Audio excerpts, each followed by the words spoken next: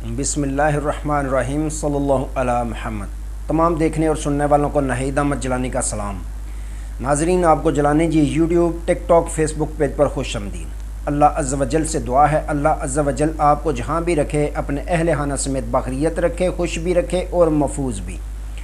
ناظرین کرام، اپنی گفتگو کا آغاز کرنے سے پہلے تمام خواتین و حضرات سے یہ گزارش ہے جو ہمارے چینل پہ ابھی نئے ہیں وہ جیلانی جی چینل سبسکرائب فرما لیں تاکہ روزانہ آپ تک ہماری نئی ویڈیوز آسانی کے ساتھ پہنچ سکیں۔ بلا تحیر اپنی گفتگو کا آغاز کرتا ہوں۔ تحریک انصاف کو سپریم کورٹ آف پاکستان سے بڑا ریلیف مل گیا اور عمران خان کا مولانا فضل الرحمان کو اہم پیغام، اور گندم سکینڈل بامقابلہ فارم 47، ان تمام ایشوز پہ میں نے بات کرنی ہے۔ ناظرین اکرام، سب سے پہلے بات کرتے ہیں کہ رات کو آپ کو معلوم ہوا ہوگا کہ جو نگران وزیر اعظم انوار اللہ کاکڑ اور انیف عباسی جو مسلم لیگ نون کے MNA ہیں اور فارم 47 کے تحت ہیں، یہ بھی کنفرم ہو گیا رات کو کہ انیف عباسی صاحب فارم 47 کے تحت MNA راولپنڈی سے منتخب ہوئے ہیں۔ اب اس پہ تصدیقی مور جو ہے وہ لگ چکی ہے۔ ہوا کچھ یوں کہ آپ نے سنا ہوگا کہ رات کو گندم سکینڈل بامقابلہ فارم 47 کی آپس میں جھگڑا ہو گیا۔ جھگڑا کیسے ہوا؟ میریٹ ہوٹل جو انوار اللہ کاکڑ ہیں وہ اس سے باہر نکل رہے تھے، اتنے میں گاڑی سے اترے انیف عباسی صاحب، اور انوار اللہ کاکڑ نے جب انیف عباسی کو دیکھا تو آپ کو معلوم ہے کہ انیف عباسی نے ایک ٹی وی پروگرام میں گندم سکینڈل میں ملوث قرار دیا تھا انوار اللہ کاکڑ کو۔ اب انوار حق کاکڑ نے جیسے ہی دیکھا انیف عباسی کو تو کہا کہ کیا تم مجھے گرفتار کرنے آئے ہو گندم سکینڈل میں؟ تو انیف عباسی نے کہا بالکل تم گندم سکینڈل میں ملوث ہو، میں یہ بات قسم اٹھا کر کہہ سکتا ہوں۔ اتنا کہنا تھا انیف عباسی کا۔ پھر انوار اللہ کاکڑ نے کہا کہ میرا منہ مت کھلواؤ، اگر میں نے منہ کھول دیا تو فارم 47 کا جب میں نے سارا کچا چٹا کھول دیا تو تم اور مسلم لیگ نون منہ چھپانے کے قابل نہیں رہو گے۔ تو ناظرین کرام، یہ نگران وزیر اعظم انوار اللہ کاکڑ تھے جنہوں نے بڑے بھرپور انداز سے فارم 45 کو 47 میں تبدیل بھی کروایا اور تمام طرح کی سہولیات ان PDM کی حکومتوں کو اس وقت اپنے دور حکومت میں مہیا کیں، جو اب باقاعدہ یہ تسلیم بھی کر رہے ہیں اپنا جرم کہ تم یعنی مسلم لیگ نون فارم 47 کے تحت حکومت بنانے میں کامیاب ہوئی ہے۔ تو ناظرین اکرام، یوں آپس میں دونوں کی تو میں ہوئی، اور پھر پورے میڈیا چینل نے نشر کیا کہ کس طرح ان دونوں کی آپس میں جھڑپ ہوئی ہے۔ یعنی اب آہستہ آہستہ جو کردار تھے جنہوں نے فارم 45 کو 47 میں تبدیل کروایا یا اس میں مدد فراہم کی، آہستہ آہستہ سب بولنا شروع ہو چکے ہیں۔ تو ایک دن آئے گا جب انہوں نے مزید آپس میں جھگڑنا ہے اور جتنے بھی ناجائز کام کیے تھے ایک دوسرے کی خاطر وہ سارے کے سارے انہوں نے بتانے ہیں، میڈیا چینل پہ بیٹھ کے بتانے ہیں۔ تو ناظرین اکرام، یوں ان دونوں کی جو سکینڈل تھے، ایک کا فارم 47 والا سکینڈل ہے، دوسرے کا گندم سکینڈل ہے، دونوں کی آپس میں تو میں ہوئی۔ تو اب بات کرتے ہیں ناظرین اکرام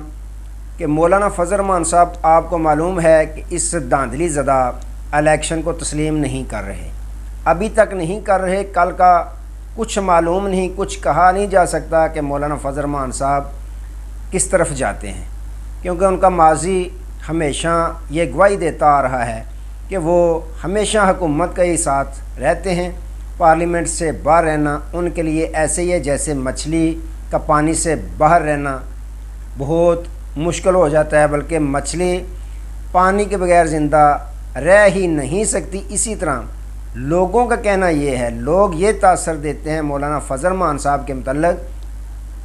کہ مولانا فضل الرحمان صاحب حکومت کے بغیر رہ ہی نہیں سکتے۔ اب کچھ لوگوں کا یہ کہنا ہے کہ مولانا فضل الرحمان صاحب یہ جو مزاحمتی سیاست کر رہے ہیں، سڑکوں پہ نکلے ہوئے ہیں، حکومت کو دھمکیاں دے رہے ہیں، ان تمام چیزوں کے پیچھے صرف اور صرف ڈیل ہے کہ کچھ دو کچھ لو، کیونکہ مولانا فضل الرحمان صاحب کو پی ڈی ایم نے بہت بڑا دھوکہ دیا ہے۔ ان کو یہ کہا گیا تھا کہ آپ کو صدر مملکت بنائیں گے ہم، جب رجیم چینج ہوا، لیکن مولانا فضل الرحمان صاحب کو سوائے ایک وزارت کے اور کچھ بھی نہیں دیا گیا، اور یہی رونا مولانا فضل الرحمان صاحب اب رو رہے ہیں کہ اگر اتنی کارکردگی بری تھی پی ڈی ایم کی حکومت کی تو سارا نزلہ ہم پہ کیوں آ گرا، مسلم لیگ نون پہ کیوں نہیں گرا، پیپلز پارٹی پہ کیوں نہیں گرا؟ تو ناظرین کرام، مولانا فضل الرحمان صاحب نکلے ضرور ہیں۔ آج عمران خان صاحب نے بھی باقاعدہ ان کے نام ایک اہم پیغام بھیجا ہے۔ انہوں نے کہا، خان صاحب نے کہا کہ مولانا فضل الرحمان صاحب کا جو مزاحمتی سیاست ہے، یہ جو آئین اور قانون کی بحالی کے لیے وہ نکلے ہیں اور بات کر رہے ہیں، آئین اور قانون کے حق میں بات کر رہے ہیں، تو یہ قابل تعریف ہے۔ یہ خان صاحب نے پیغام بھیجا ہے۔ تو ویسے بھی اگر دیکھیں تو اسد قیصر صاحب، عمر ایوب صاحب یا دیگر پارٹی رہنما جو ہیں پاکستان تحریک انصاف کے، انہوں نے مولانا فضل الرحمان صاحب کے ساتھ بھی ملاقاتیں کیں، ان کی پارٹی کے ساتھ دیگر جو رہنما ہیں ان کے ساتھ بھی ملاقاتیں کیں، اور انہوں کو یہ درخواست کی کہ ہم تمام جو اپوزیشن جماعتیں ہیں ساری اکٹھی ہو کر مل کر اس پی ڈی ایم یہ جو حکومت بنی ہے فارم 47 کے تحت، یہ دھاندلی زدہ جو حکومت ہے، اس کے خلاف ہم تمام اکٹھے ہو کر جو ہے تحریک چلائیں۔ لیکن فضل الرحمان صاحب ابھی تک اکیلے ہیں، تنہا نکلے ہوئے ہیں، وہ پاکستان تحریک انصاف یا دیگر اپوزیشن کی جماعتوں کے ساتھ نہیں چل رہے۔ آگے آگے دیکھیں وہ چلتے ہیں یا علیحدہ ہی چلتے ہیں، وہ چلتے ہیں یا ڈیل لے لیتے ہیں، یہ مولانا فضل الرحمان صاحب پہ خود ڈپینڈ کرتا ہے۔ لیکن خان صاحب نے آج ان کی تعریف کی ہے کہ اگر وہ آئین اور قانون کی بحالی کے لیے دھاندلی سے چھٹکارا حاصل کرنے کے لیے، اس دھاندلی زدہ جو حکومت ہے اس سے چھٹکارا حاصل کرنے کے لیے وہ مزاحمت کر رہے ہیں، تو یہ قابل تعریف ہے۔ ناظرین اکرام، کل کے ویلاگ میں نے کہا تھا کہ سپریم کورٹ آف پاکستان سے ایک بڑی خوشخبری ملی ہے پاکستان تحریک انصاف کو۔ وہ کیا تھی کہ یہ جو انہوں نے درخواست دے رکھی تھی کہ ہمیں مخصوص نشستوں کا کوٹا دیا جائے، تو آپ کو معلوم ہے اس کے متعلق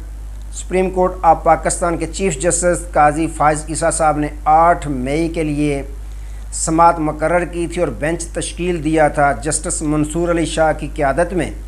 جسٹس محمد علی مظہر اور جسٹس عطر من اللہ صاحب، یہ 3 رکنی بینچ اس کیس کی سماعت کرے گا۔ 8 مئی کا دن انہوں نے مقرر کیا تھا،